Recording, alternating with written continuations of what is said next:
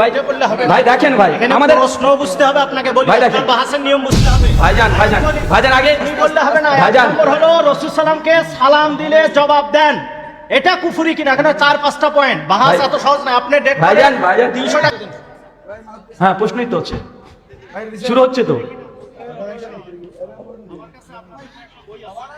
আচ্ছা আচ্ছা আচ্ছা এখানে চলে আসেন এসে চল একটু তারগুলো দেখে আসবেন ঠিক আছে একটু তারগুলো দেখে আসবেন মাশাআল্লাহ হ্যাঁ ওখানে দাঁড়ান ওখানে জি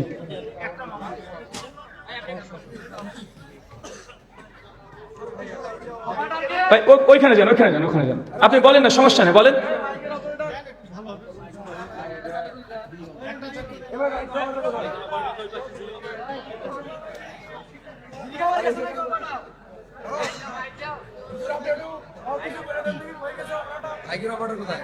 আচ্ছা মাইকিং অপারেটর দিতে গেলে লেট হয়ে যাবে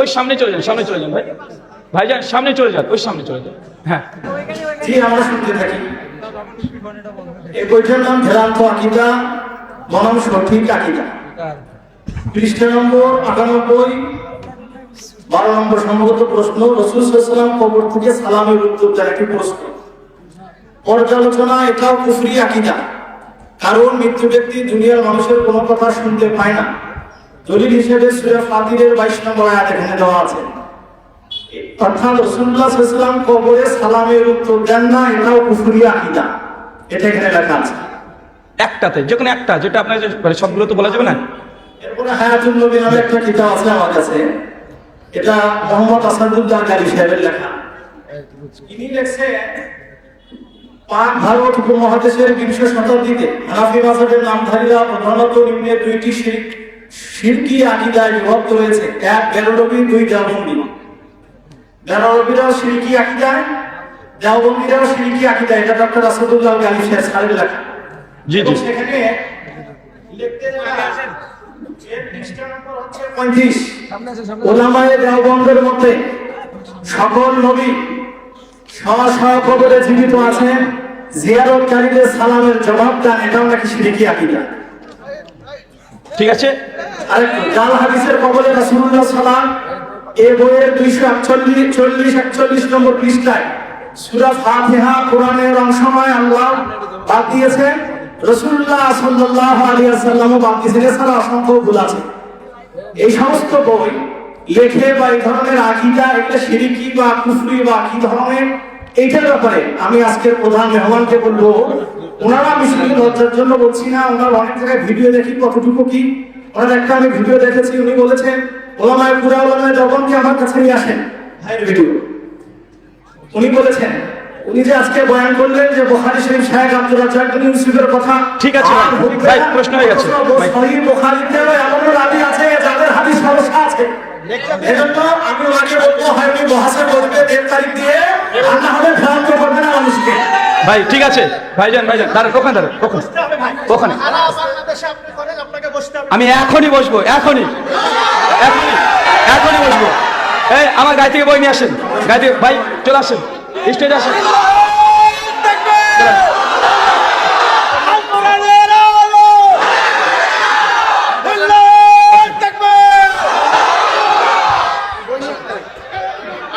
গাড়ি থেকে বই নিয়ে আসেন আমি একটু কথা বলি হ্যাঁ বলা হয়ে গেছে বসে পড়েন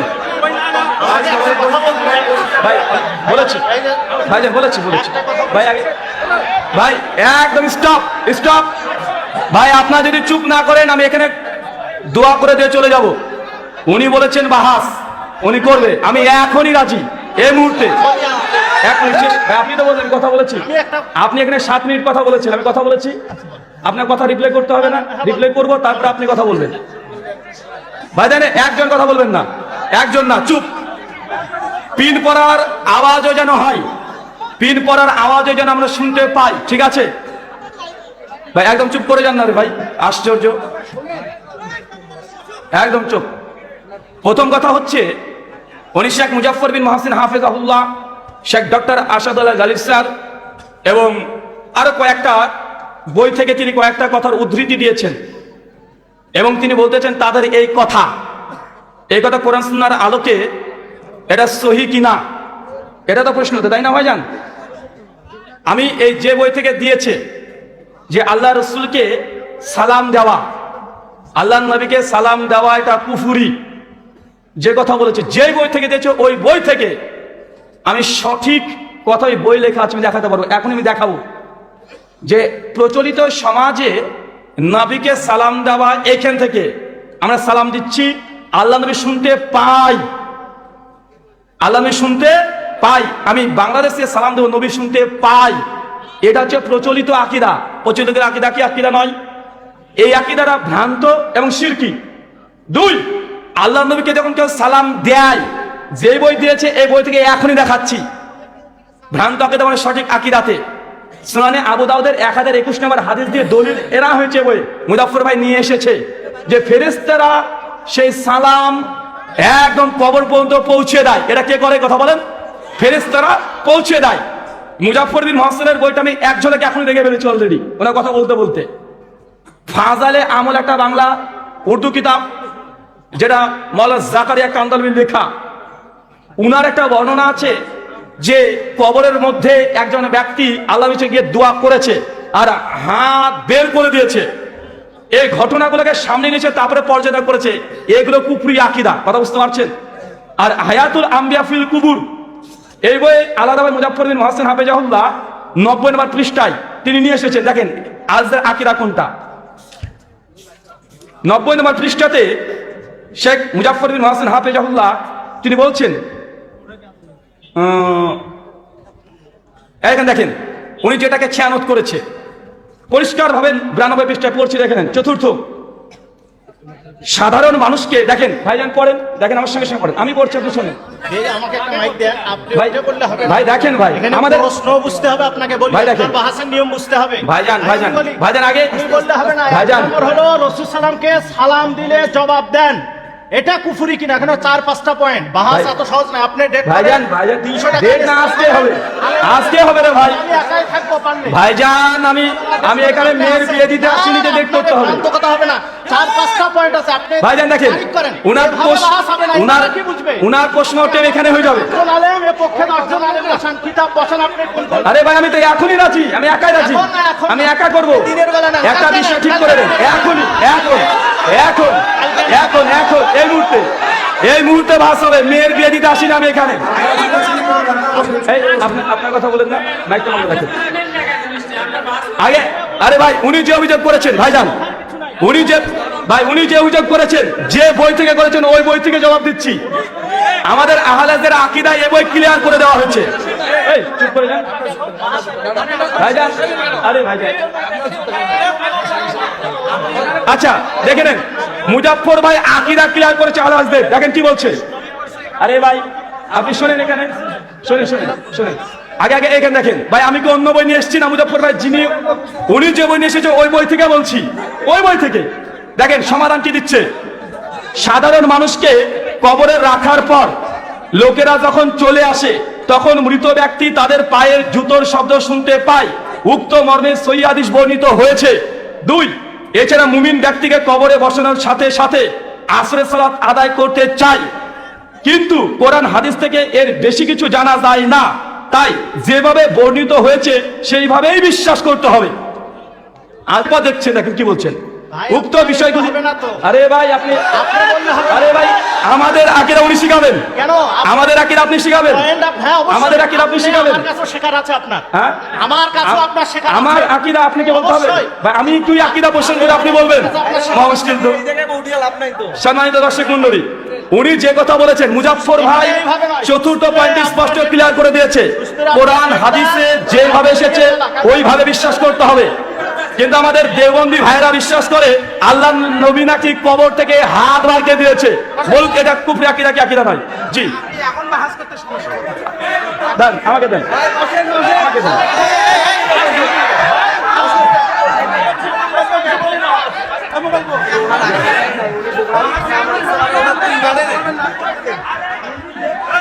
ভাইজান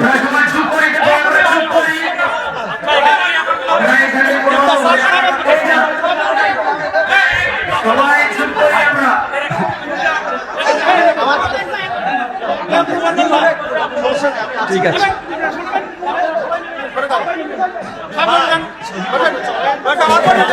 ভাইজান আমাকে ভাই আমাকে আমাকে আপনার দাস দিতে হবে না, আমার দাস দিতে হবে না, আমাকে দাস দিতে হবে না, আপনার আমার দাস দিতে হবে না।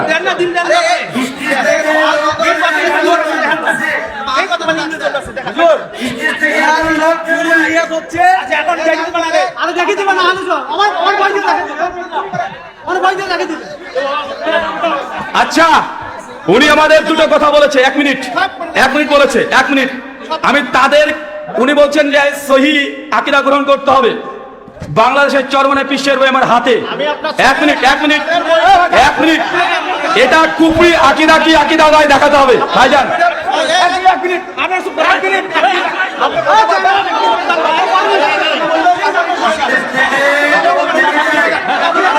1 মিনিট স্টেপ ভাই, বসেন বসেন বসেন বসেন বসেন বসেন বসেন বসেন আপনার চুপ। আরে ভাই আপনারা যদি একটা কথা বলেন আমি শেষ করে দেবো। আপনারা স্টপ করেন ভাই, আপনারা কথা বললে সমাধান হবে না।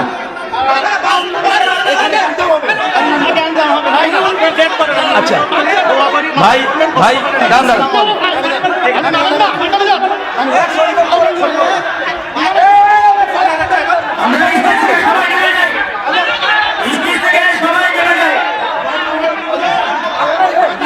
তাকবীর তাকবীর তাকবীর। এক মিনিট চুপ করুন। উনাকে এই শোনেন, আজকের আয়োজক কর্তৃপক্ষ দায়িত্ব নিয়ে উনাকে গার্ড দিয়ে স্থানে পৌঁছে দেন, একটা গাইডেন হাত না পড়ে, উনাকে যেন একটা অসম্মান না করা হয়। আর অসম্মান যদি করা হয় ওই ভাইকে, আমাদের হানাফি দেবন্দি ভাই যিনি প্রশ্ন করেছেন, উনাকে যথাস্থানে পৌঁছে দেন, কেউ গায়ে একটা কাজ করবেন না। আর যদি করেন, ওয়াল্লাহি আল্লাহর কসম করে বলছি, ওয়াল্লাহি আল্লাহর কসম করে বলছি, আপনাদের এই যে জেলা, কি জেলা নাম এটা, গাইবান্ধা জেলাতে আমি জিন্দগিতে প্রোগ্রাম দেবো না। ওনাকে সুন্দরভাবে পাঠিয়ে দেন, সুন্দরভাবে।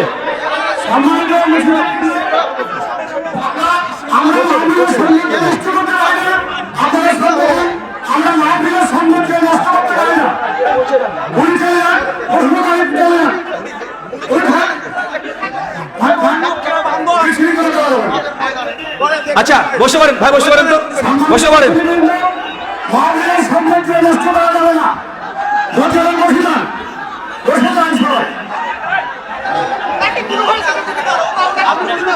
বসেন তো, বসেন ভাই। আপনারা না বসলে আমরা আলোচনা শেষ করে দেবো। আচ্ছা আপনার কাছে একটা প্রশ্ন করি ভাই,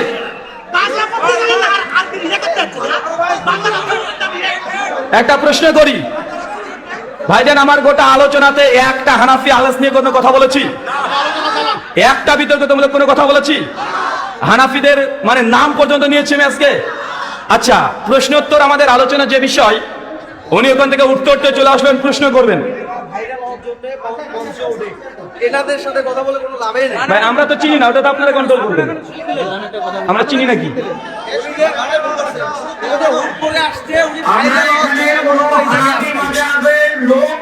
এখানে বাহাস করে আমাদের মাহফিলে তারা অঘটন ঘটালো এবং একটা উচ্ছৃঙ্খল পরিস্থিতি তৈরি করবে, তারা আমরা কল্পনা করতে পারি।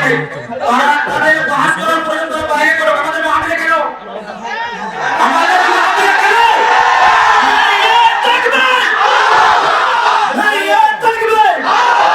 তারা বাহাস করে দিতে পারে, তাদের বাইরে করে বাহাস করে, এখানে কোনো বাহাস হবে না।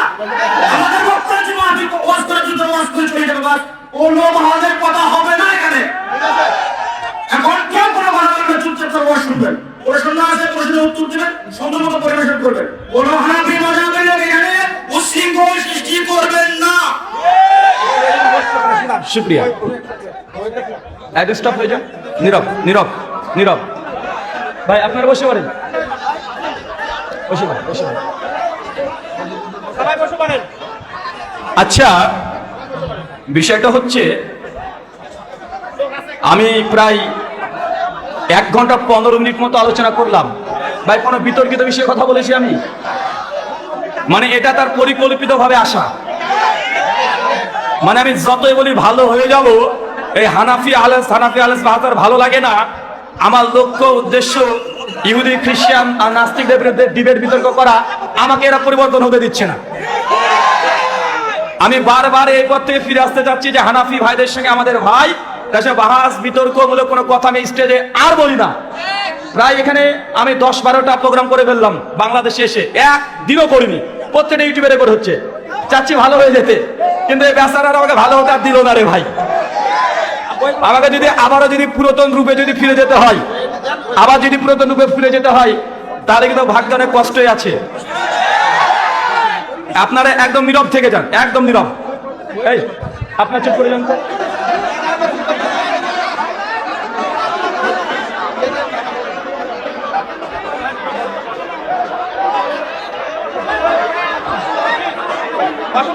একদম স্টপ। সম্মানিত দিদি ভাই, একটু আমরা রিকোয়েস্ট করবো চুপ থাকি এবং আমাদের মূল্যবান যে মেহমান আসছেন তার মূল্যবান কথা শুনবো। একটু অনুগ্রহ করবো চুপ থাকি। আপনাদের করজোরে অনুরোধ করছি আপনারা একটু চুপ থাকেন। আমাদের প্রধান মেহমান কথা বলবে, তার মূল্যবান কথা আমরা শ্রবণ করবো। অনুগ্রহ করবো একটু চুপ থাকে, আরেকটু আপনাদের করজোরে অনুরোধ করছি আপনারা একটু চুপ থাকেন। আমাদের প্রধান মেহমান কথা বলছেন, তাকে কথা বলতে দেন। আপনারা একটু বসে পড়েন, আমার সাথে কি হল।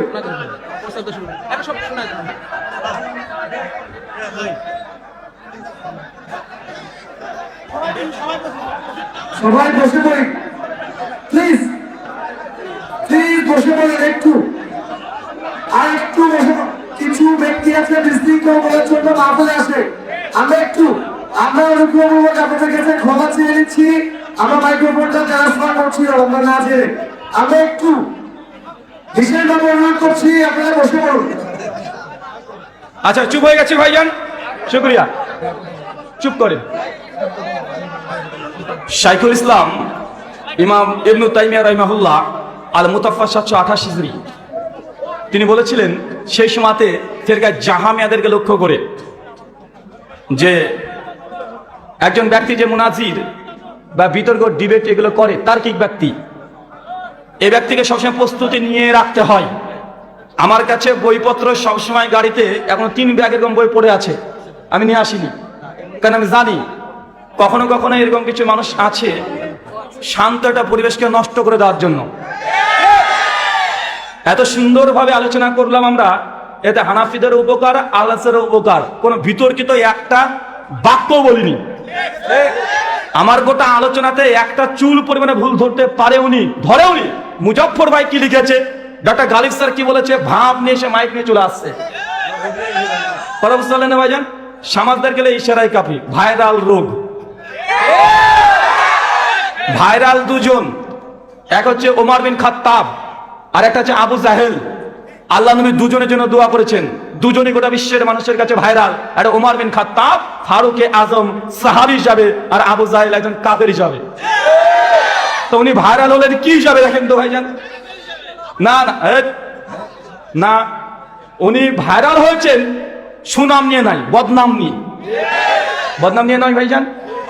আচ্ছা, ওরকম যদি বই খুলে দেখাতে যাই, একটা বই পড়ি, গোটা বাংলাদেশের হাতখানি পীর, নাম হচ্ছে চরমনাই পীর সাহেব।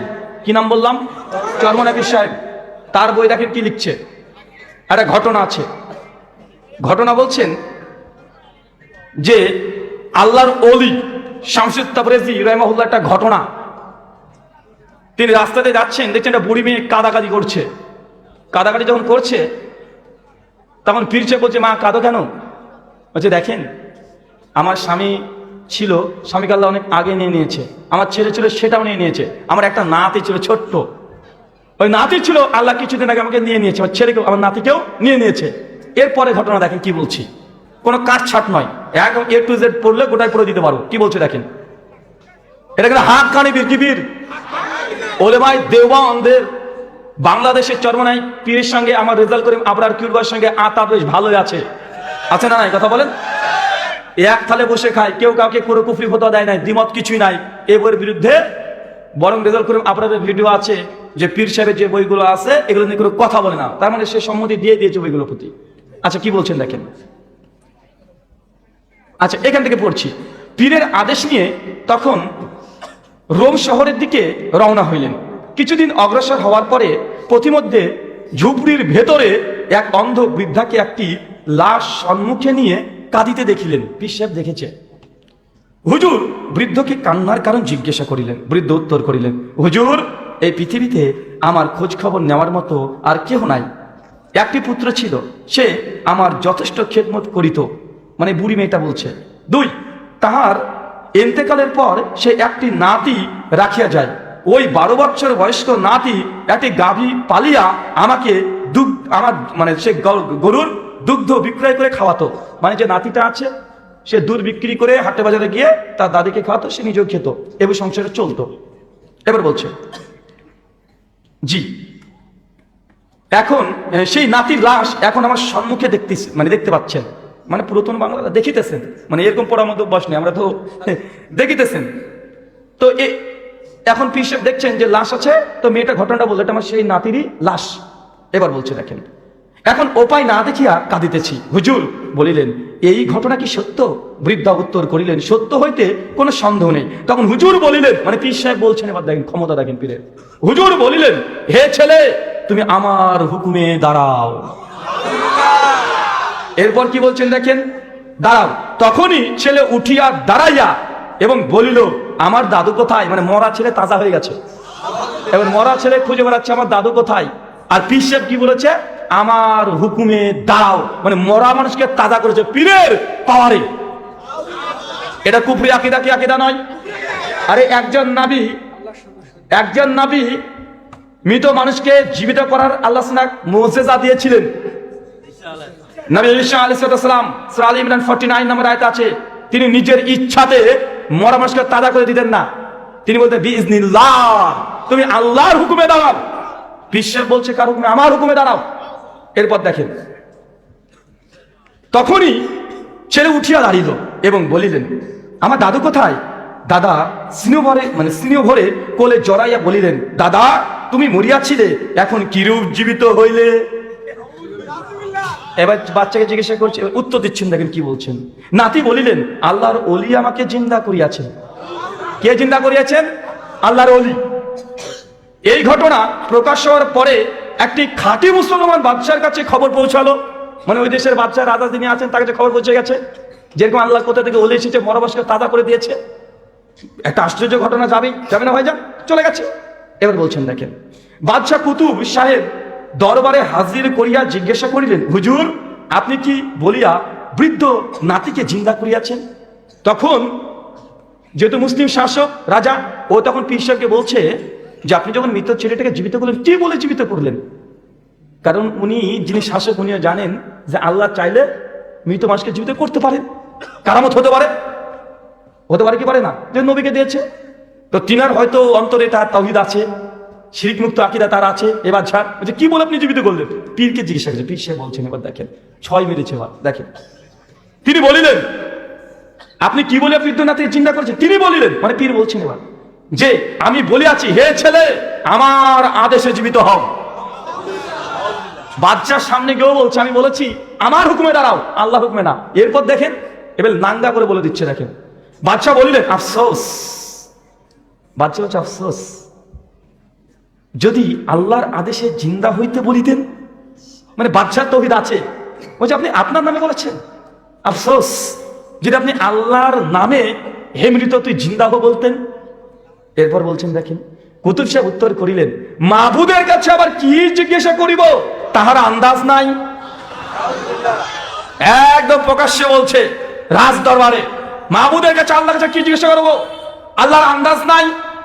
এরপর বলছে, এই বৃদ্ধের একটি মাত্র পুত্র ছিল, তাহাও নিয়েছে, বাকি ছিল এই নাতিটা, যে গাভী পালন করিয়া কোনরূপ জিন্দেগি গুজরান করিত, এখন এটিও নিয়ে গেল। তাই আমি, মানে পীর সাহেব এবার 12 বাউন্ডারি পার, তাই আমি আল্লাহ পাকের দরবার থেকে জোরপূর্বক রূহ ছিনিয়ে আনিয়াছি। বলেন এটা কুফরি আকীদা কি আকীদা নয়? পৃথিবীর কোনো মুসলমান এটা বিশ্বাস করতে পারে? বলছে আল্লাহর আন্দাজ নাই, আল্লাহর কাছ থেকে জোরপূর্বক রুদ ছিনিয়ে নিয়ে চলে এসেছে, এটা দেওবন্দীদের আজ পর্যন্ত তারা বিরোধিতা কেউ করে না। মুজাফফর বিন মুহসিনের বইয়ে কি লেখা আছে তার ব্যাখ্যা ওই বই আছে, কিন্তু এই বই পরিষ্কার তাদের সুফিবাদের মধ্যে এই কথা লিখে রেখেছে। তারা বই ছাপাচ্ছে, মাসে বিক্রি করছে, আল্লাহ নাকি আন্দাজ নাই, জোর করে আল্লাহর দরবার থেকে রূহ নিয়ে চলে এসেছে। এত বড় কারামত, মরা মানুষকে তাজা করেছে নিজের হুকুমে। এরা মুসলমানের আকীদা না, এরা ডাহা খ্রিস্টানদের আকীদা। এই ঘটনা সেম আমার যা বাইবেলও আছে, বাইবেল থেকে আমি এখনই বের করে দেখাতে পারবো, দেখাবো, দেখবেন এই ঘটনা বাইবেলে আছে। এই দেখেন দেখাচ্ছি। আর আপনারা জানেন এটা হচ্ছে বাইবেলের new testament, gospel of look chapter 7 verse number 11, এই ঘটনা আছে বাইবেল।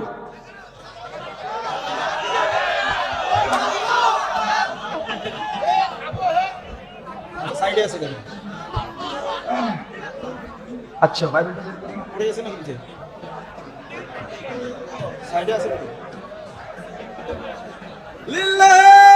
বাইবেল।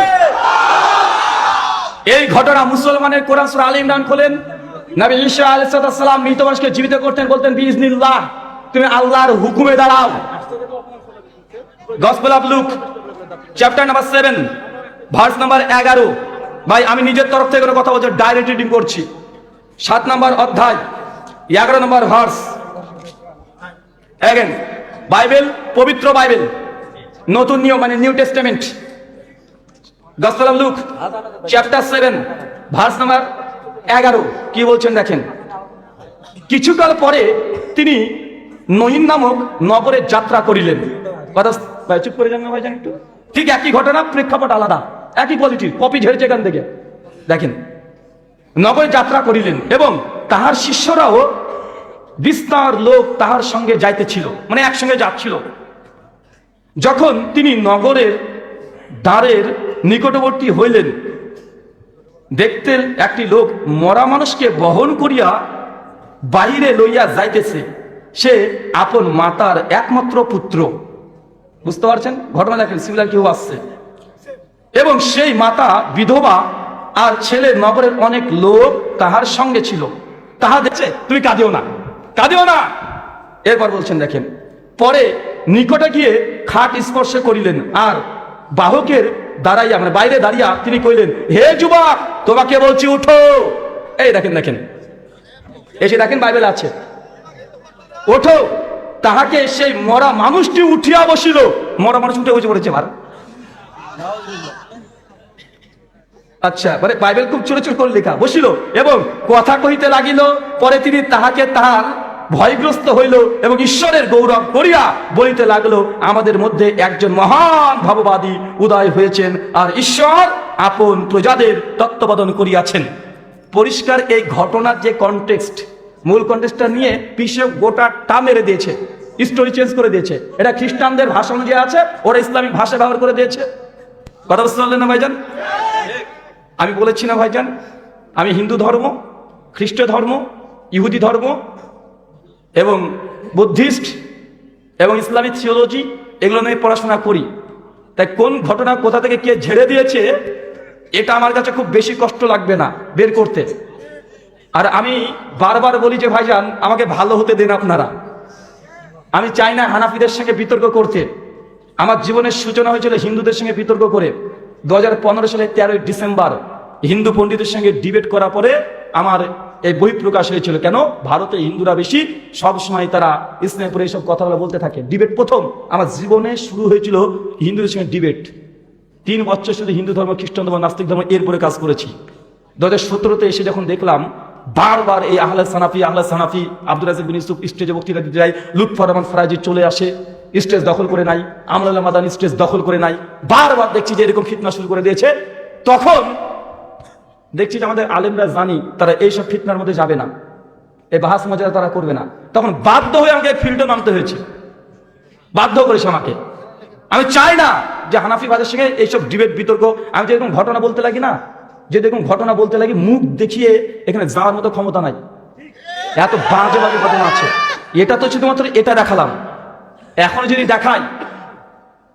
দেখাই এমন কিছু ঘটনা যে সে মুসলমান আছে না কাফের হয়ে গেছে, এই ফটো আপনি দিয়ে যেতে পারবেন না।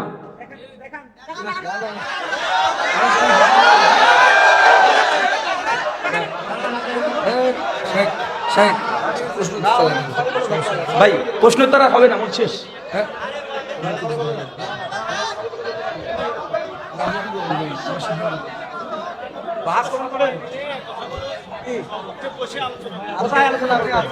ভাই শুনেন, আমি ভাইজান আপনি আছেন, আমি বলি আপনি প্রশ্ন করেছেন, আপনাকে আমরা প্রশ্ন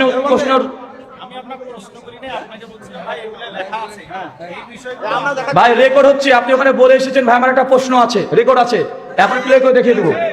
প্রশ্ন আছে বলে উঠেছেন, যদি এটা হয়ে থাকে তাহলে হয়তো বা কথা মিষ্টি, কিন্তু আমার মূল উদ্দেশ্য তো আপনি বলে দিলেন না কেন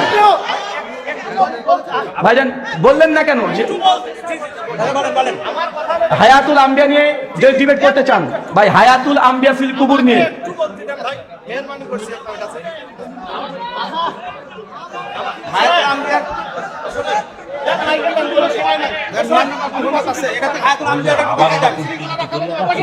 আচ্ছা ঠিক আছে, শুক্রিয়া ভাইজান, ছেড়ে দেন, ছেড়ে দেন, স্টপ, ছেড়ে দেন।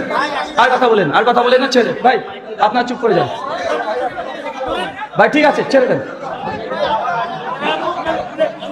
ভাইজান শোনেন, শোনেন, অনেক হয়ে গেছে, অনেক হয়ে গেছে। আর আমি একটা কথা বারবার বলি যে আমাদের আলোচনাতে শোনেন, আমি আলোচনাতে কখনো আমার আলোচনা দেখেন, আলোচনার মাধ্যমে বিতর্কিত মাসালা নিয়ে আলোচনা করি না। আমার ইউটিউবে হাজারো বক্তৃতা আছে, কোনো বক্তৃতার বিষয় বিতর্কিত মাসালাই নাই। সর্বোচ্চ 6 থেকে 7 খানা পাবেন যে বিতর্কিত মাসালা নিয়ে বক্তৃতা দিয়েছি। আমাকে যখন প্রশ্ন করে তখন উত্তর দিই, এটা আমার থিম। আমি আলোচনা যখন করি আমল আখলাক এটা নিয়ে আলোচনা করি।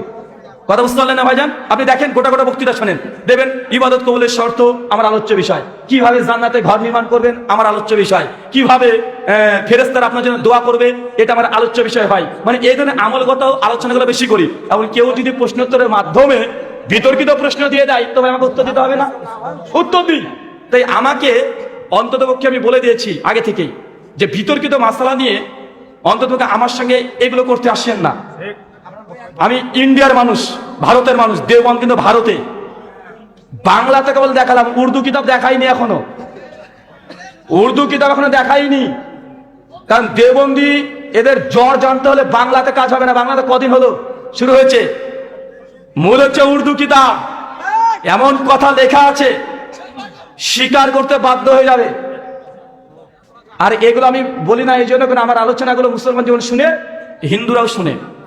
এই কথাগুলো প্রত্যেকটা কথা হিন্দু দাদারা আবার কাট করে নিয়ে গিয়ে তারা প্রচার করে। অনেক প্রতিবন্ধকতা থাকে, কারণ ইন্ডিয়ান, বাংলাদেশে এসেছে, সব কথা বলা যায় না। অনেক আমাকে বাধা নিষেধ মেনে চলতে হয়, অনেক বাধা নিষেধ আছে। তারপর আমি বলছি সম্মান দিয়ে আপনাকে দিয়েছি আলোচনার জন্য। যদি বিতর্ক করতে চান, বাহাস করতে চান, অবশ্যই বাহাস করবো, আমার শর্ত আছে। আর এই শর্ত আজকের নয়, এই শর্ত আমার ইসলামের উপরে আপনাকে দিতে হবে না, বলে দিয়েছি।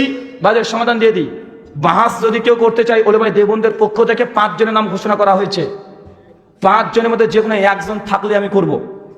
এমন কোন মানুষের সঙ্গে বিতর্ক করব না যাকে বউ ছাড়া কেউ চিনে না। কারণ এর আগে অনেক বিতর্ক করেছি, স্বয়ং তারা অস্বীকার করে বলছে ও তো আমাদের আলেমই না। এই রাহুল ও নিজেই কোন আহলাদকে সাজিয়ে এই ঘটনা ঘটিয়েছে, তারা অভিযোগ করেছে। তাই আমার এটা 3 বছর আগে আমার ইউটিউবের অ্যাবাউটে লিখে দিয়েছি, একদম স্পষ্ট। কারণ আমাকে কথা হিন্দু ছোট ছোট পণ্ডিতরা চ্যালেঞ্জ করে যে তারা হলে সঙ্গে বসবো, মানে কেউ চিনে না ভাই, আমি চাই না। ছোট ছোট নাস্তিকরা চ্যালেঞ্জ করে, আমি গ্রহণ করি না। শর্ত আছে, কমপক্ষে তার কথা আলোচনা, কমপক্ষে মানুষটাকে বাঙালিরা চিনে এরকম মানুষ হতে হবে। কারণ আপনি কথা বলবেন, আলোচনা করলাম, আলোচনায় ভালো মন্দ যাই হোক কিছু একটা তো হবে নাকি, কিছু একটা হবে। এখন কিছু একটা হওয়ার পরে যদি বলে ও তো আমাদের আলেমই না, ওকে কে চেনে, ওকে কেউ চেনে না, এমনি ও সাজিয়েছে, আহলাদের এটা শয়তানি করে সাজিয়ে বসে রেখেছিল, এটা বাস্তব। তার জন্য বলেছি রেজাল করিম আবরার, মুফতি শফি কাশেমি, শামসুদ্দোহা আশরাফি, লুৎফর রহমান ফারাইজি, ওকে তো দেবন্দীরা মানে না, ওকে তখন খারেজি ফতোয়া দিচ্ছে দেবন্দরা, ওর কথা কি বলছেন? আর 5 নাম্বার আপনাদের এই যে কিনা না না শিশু বাচ্চাই ফিল্ডে আপনার ওই যে আরিফ বিন হাবিব, এই 5 জন যারা ইখতিলাফি মাসালা নিয়ে কথা বলে তাদের সঙ্গেই যে কোনো একজন আসেন, যে কোনো একজন থাকলে হবে, ওদের সঙ্গে আপনি থাকবেন।